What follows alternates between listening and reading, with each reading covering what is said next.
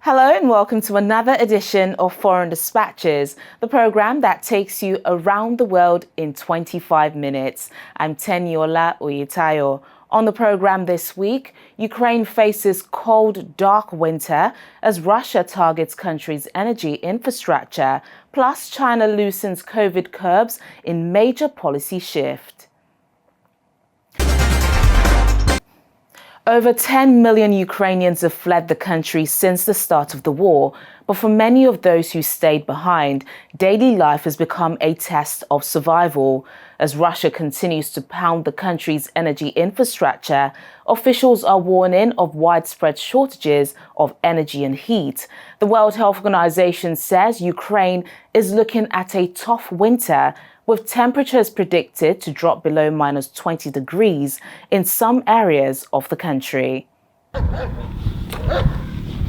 Ukrainians on Monday inspected a massive crater in the southeastern village of Novosifivka, where officials say at least 2 people were killed and several homes destroyed in a new round of Russian missile attacks. A 62-year-old resident calls the terrifying moment when the blasts hit. Both of my neighbors were killed. They stood by the car. They were seeing off their son and daughter-in-law, who live in a nearby village. They went outside to see them off, and they were killed. It's so sad. Their house is also destroyed.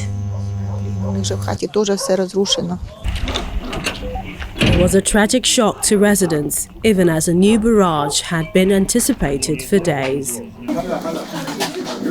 United Nations High Commissioner for Human Rights Volker Turk was forced to meet with human rights activists in an underground bunker in Kyiv. I was on the point of meeting human rights defenders on my second day in Kyiv, and I had to move this meeting down here to this shelter. You see UN colleagues behind me who are here with me. There was a wave of missile attacks against Ukraine, including some of them ending up in the proximity of Kyiv.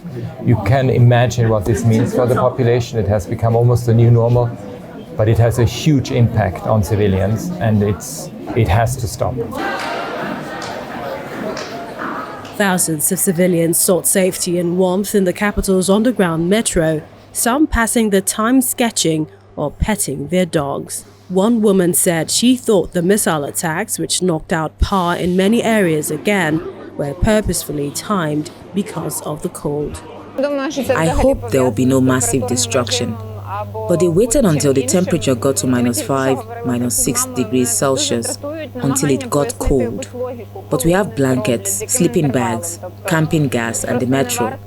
I believe we'll endure it even if they inflict some destruction today. Russia on Monday said it too saw destruction, claiming that 3 of its military personnel were killed in the Ukrainian drone attacks on 2 Russian air bases hundreds of miles from the front lines in Ukraine.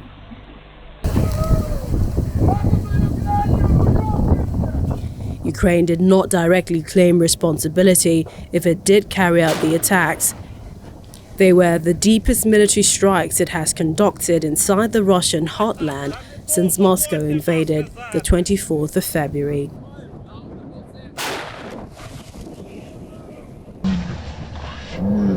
Meanwhile, as the Russian military suffers setbacks in its nearly 10-month offensive, President Vladimir Putin on Monday took a ride in a Mercedes across a key bridge linking Russia to Russian-occupied Crimea.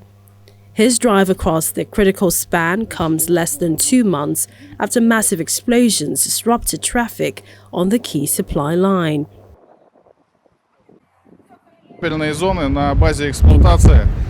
Putin, who personally opened the bridge in 2018, was shown on state television speaking with his deputy prime minister about the attack. And as he walked on foot along the bridge, inspecting visibly scorched sections, Mr. Putin inquired as to when the bridge would be repaired.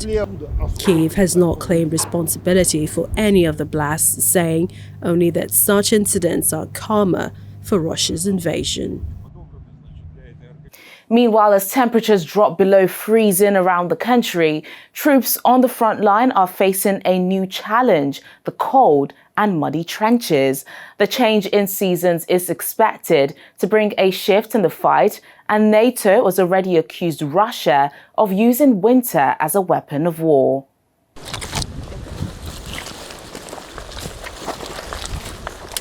Heavy rain and falling temperatures are making conditions even grimmer along the front lines, where tens of thousands of Ukrainians and Russians are facing off as the war, now in its 10th month, grinds into winter. Buoyed by the recapture of the southern city of Kherson from Russia last month, Ukraine wants to maintain the initiative on the battlefield, even as deteriorating conditions make it harder to maneuver easily and for troops to keep warm. What can I tell you? We're more or less okay, but it's a bit harder now because of the rain and cold. It's a swamp. You can see it for yourself. It is dried a bit today, but it's okay. We're holding up.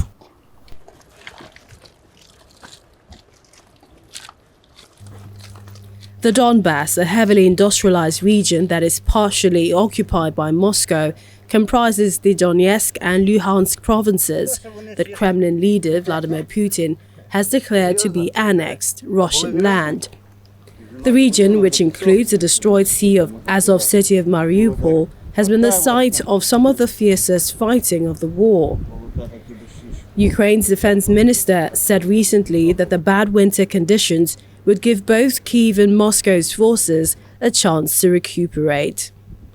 Some military analysts say they expect Ukraine will try to keep up the pressure on Russian forces over the winter to prevent them from digging in and settling. Meanwhile, Ukraine's allies have accused Russia of using the winter cold as a weapon of war. Russia is using brutal missile and drone attacks to leave Ukraine cold and dark this winter. President Putin is trying to weaponize winter, to force Ukrainians to freeze or flee. Over the past several weeks, Russia has bombed out more than a third of Ukraine's energy system, plunging millions into cold, into darkness, as frigid temperatures set in. Heat, water, electricity, for children, for the elderly, for the sick. These are President Putin's new targets. He's hitting them hard. This brutalization of Ukraine's people is barbaric. We are clear-eyed about the difficult winter that lies ahead. We know President Putin's playbook. Freeze and starve Ukrainians, force them from their homes, drive up energy, food, and other household costs, not only across Europe, but around the world, and then try to splinter our coalition. President Putin thinks that if he can just raise the costs high enough, the world will abandon Ukraine, that will leave them to fend for themselves. His strategy has not and will not work. We have seen Vladimir Putin attempting to weaponize energy supplies right from the very start of this conflict, and this targeting of civilian infrastructure, of energy infrastructure, is obviously designed to try and freeze the Ukrainians into submission. I don't think it will be successful. In fact, I know it won't be successful because they've shown a huge amount of resilience, and we will continue to support them through these difficult months. Russia has been carrying out heavy missile attacks on Ukraine's power grid and heating infrastructure roughly every week since October, in what Kyiv and its allies say is a deliberate campaign to harm civilians, a war crime. Russia acknowledges attacking Ukrainian infrastructure, but denies deliberately seeking to harm civilians. Living through the missile strikes and power cuts that have become a regular occurrence in Ukraine's capital, Kyiv's remaining school children are still expected to attend classes through it all, whether online or in person. Those schools, like nearly all buildings in Ukraine's embattled capital, experience regular power cuts caused by Russian missiles. City officials are insistent they will at least be able to finish the current semester, which ends on December the 23rd.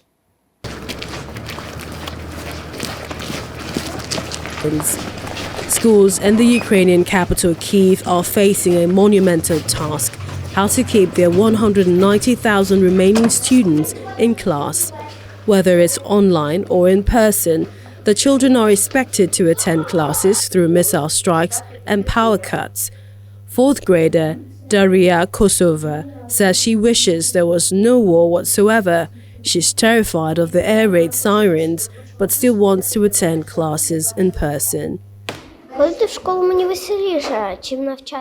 to school is more fun than studying at home because you can see your friends. But during an air raid, I get scared because I don't understand what's going on. Some kids from other classes start screaming, and then we run to the bomb shelter. Schools, like nearly all buildings in the capital, are experiencing power cuts from Russia's missile barrages on its power grid, a regular occurrence since October. Some students have been forced to attend online classes due to a citywide shortfall of school bomb shelters. City officials are insistent that students will be able to finish the semester, which ends on December 23rd. Yaroslav Pali, co-owner of this school, says he's committed to keeping the school open, no matter the circumstances.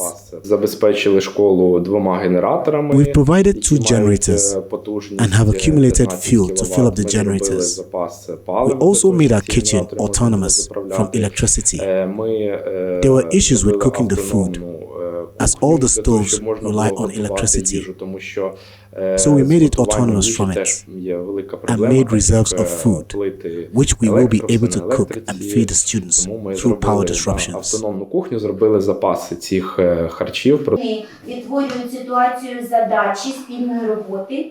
85% of Kyiv's pre-war school staff remain in the city, compared to 60% of students.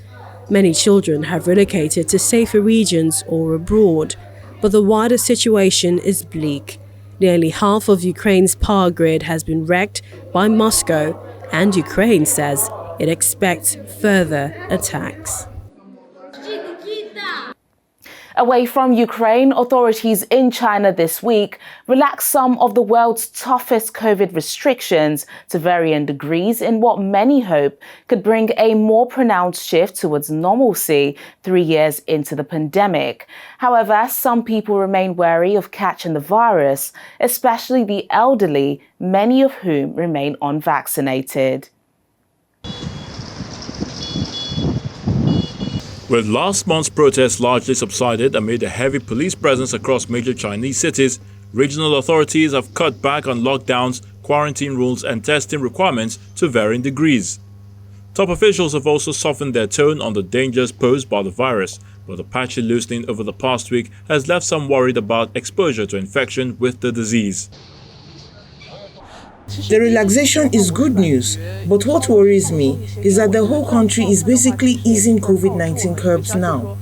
What if the virus has more mutations later that may have some effects on the human body? I think for policy, I hope it can be eased gradually. On Tuesday, Beijing residents were seen forming long queues to buy medicines for fevers and colds, as the country's recent easing of prevention measures triggered widespread concern among the public that they could now catch the virus. Several Beijing residents also remain cautious about immediate overseas travel plans.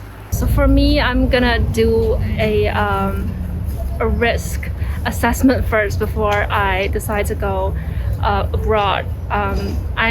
So for example, if I decide to go to London, I'll need to do a research on their COVID policy and how if their percentage is going down or not. So definitely that's the first thing I'm gonna do. But in reality, I might just wait for a couple months and see if everything is settled, and then I will decide to go. But I will definitely go abroad someday because we're all study abroad before. I think most people are still in a wait-and-see attitude. Now the epidemic policy has indeed been eased, but I'm afraid that it will be tightened again one day. And now it may also be inconvenient to come back if you do travel. So I think no one is going to try it. 3 years into the pandemic, China's zero-tolerance measures, from shut borders to frequent lockdowns, contrast sharply with the rest of the world, which has largely decided to live with the virus. The strict approach has battered the world's second-largest economy, put mental strain on hundreds of millions, and last month prompted the biggest show of public discontent in mainland China since President Xi Jinping took power in 2012. When Foreign Dispatches returns in just a moment, we'll meet the Christmas decoration fans undeterred by high energy costs. Please stay with us. Thanks for staying with us on the programme. Soaring energy costs across Germany and beyond has not deterred Christmas decoration fan Manfred from turning his home into a festive wonderland, illuminated by 20,000 colourful lights. Countries across Europe this year are urging people to turn off their Christmas lights this winter to save energy as Russia clamps down on gas flows to the continent. The so-called Christmas house in Olchen, northwest of the Bavarian capital, has become a traditional excursion during Christmas time for visitors from near and far. For house owner Manfred Piringer, who set up light chains, illuminated animals and snowmen for over a month, the electricity bill is an issue. It's obviously a big issue. I recently had to look at the electricity bill, and the costs rose drastically, but we switched to LED light a while ago. We also try not to turn on the light if it rains. We've taken other measures as well. Samstag, Sonntag, also wenn die Show ist und wenn es dann wirklich, wenn wir merken, es kommt überhaupt niemand mehr vorbei, dann. After 2 consecutive years of darkness outside Olchen's Christmas house due to the coronavirus pandemic, Piringer now lights up his house and its front yards only. I find it beautiful. I come every year with the children, no matter who comes to visit. Today, it's my nieces and my grandson.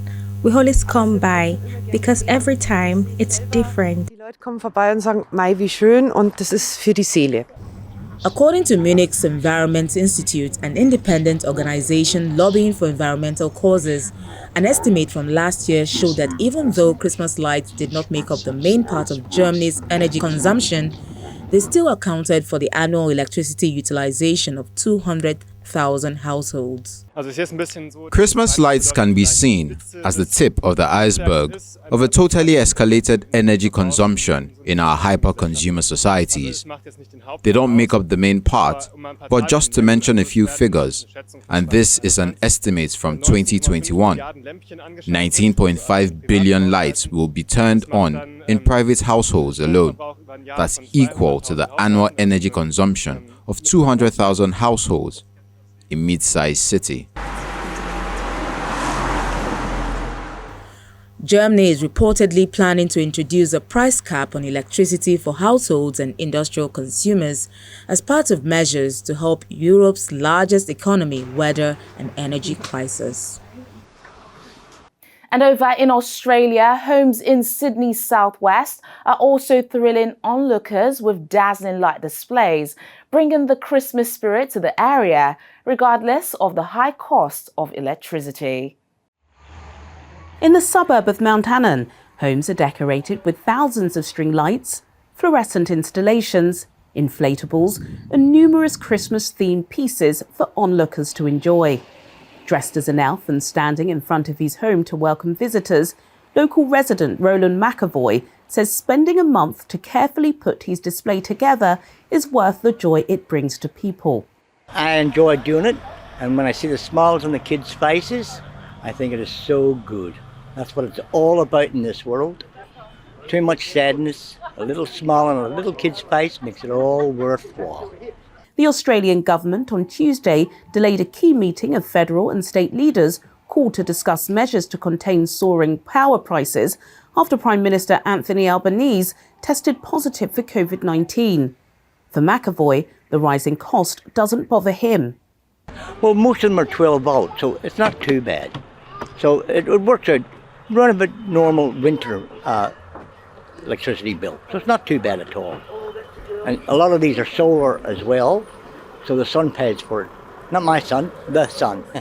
Onlookers are overjoyed with the various displays, either driving or walking the length of properties to get a better look and take photos with their friends and families. They just invoke our childhood memories, really, of Christmas lights, and that's what I want to give my daughter. Well, we've been living in this area for 20 years. I think this is the joy of Christmas time, so we never miss it. And I think we start early to see if we can get there and before it gets too busy. So my son is 11 now, so we've been coming here since before he was born. So yeah, he absolutely loves it. So. With a front yard filled with lights and giant Christmas-themed inflatables, tenant Ben Fee also isn't counting the cost. Oh, we weren't really thinking about it. Like, you sort of turn them on and then it's, you see a dark spot, you just put more up. So I think, we'll just deal with that when it comes. Some residents are more careful with their spending, though. Yeah, we're really running on the bare minimum this year. We haven't replaced a lot of them because we're waiting for the sales after Christmas now. Yeah, so we're just going on what we've had for quite a while.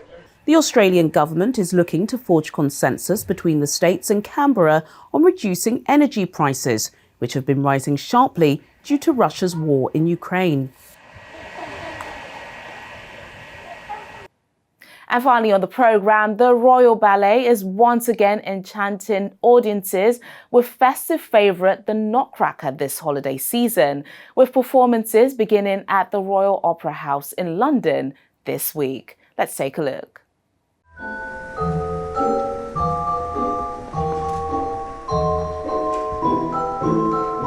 One of the most famous ballets in the world, The Nutcracker, is a staple for many ballet companies around Christmas time. First staged in St. Petersburg in 1892, it begins on Christmas Eve and follows young heroine Clara, who falls asleep and slips into a dream world.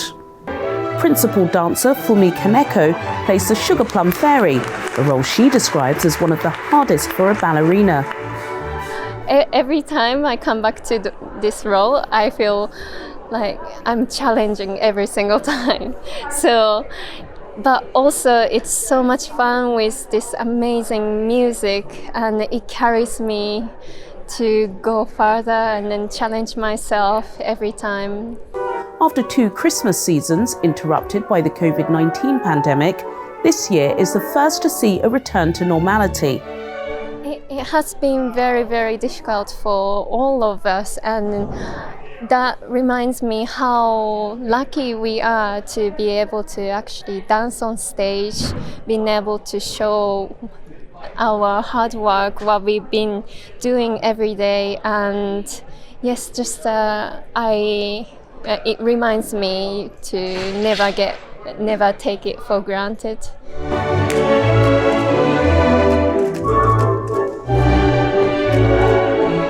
The time that we had away made me realise what a privilege it is to be able to share this art form with so many people, and for that to be coming kind of back to normal again is really special. And actually, I think it's a really lovely moment coming to a performance to really get away from reality and be transported to a different world and just take your mind off everything. And I think this ballet really does that incredibly well, because the designs are so captivating and the music is iconic.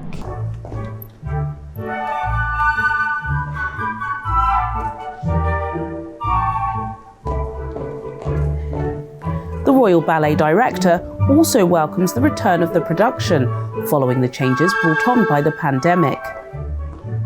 Very special this year to be doing this production, because we really have gone back to how it should be seen. Last year and the year before, I used to say we had to forensically go into it to see how we would change it because of COVID restrictions. Now you're getting the full-blown Royal Ballet's Nutcracker at its best. The production broadcasts live to cinemas around the world this week, opening up the work of Britain's Royal Ballet Company to international audiences.